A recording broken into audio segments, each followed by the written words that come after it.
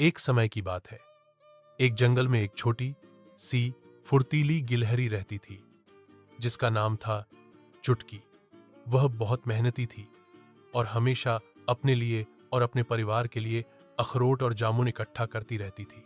दूसरी ओर एक चालाक और आलसी लोमड़ी थी, जिसका नाम था धूर्त। धूर्त हमेशा दूसरों का खाना चुराने की फिराक में रहती थी। एक दिन चुटकी ने बहुत सारे स्वादिष्ट जामुन इकट्ठा किए और उन्हें अपने पेड़ के तने में बने घर की ओर ले जा रही थी। रास्ते में उसे धूर्त मिली।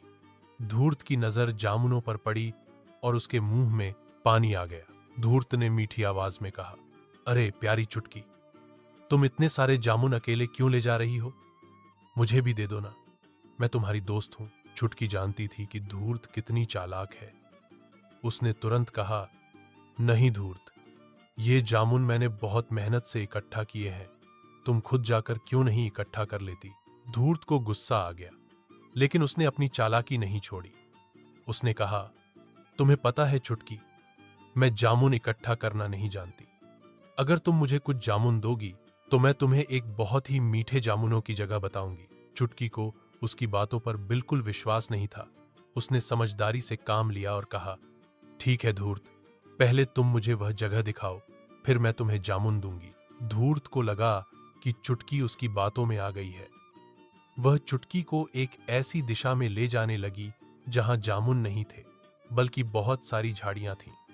चुटकी समझ गई कि धूर्त उसे धोखा दे रही है। जैसे ही वे झाड़ियों के पास पहुंचे, चुटकी ने तेजी से एक पेड़ पर चढ़ना शुरू कर दिया। धूर्त ने उसे पकड़ने की कोशिश की, लेकिन गिलहरी उससे कहीं ज्यादा फुर्तीली थी। चुटकी पेड़ के ऊपर सुरक्षित पहुंच गई और धूर्त को सबक सिखाते हुए जोर से बोली, धूर्त, मैं तुम्हारी बातों में नहीं आने वाली थी।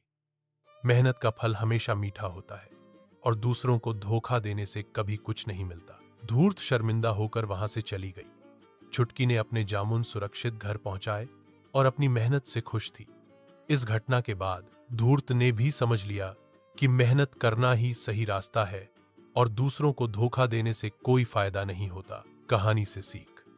इस कहानी से हमें यह सीख मिलती है कि हमें अपनी मेहनत पर भरोसा करना चाहिए और चालाकी या आलस से काम नहीं लेना चाहिए। ईमानदारी और मेहनत का फल हमेशा अच्छा होता है।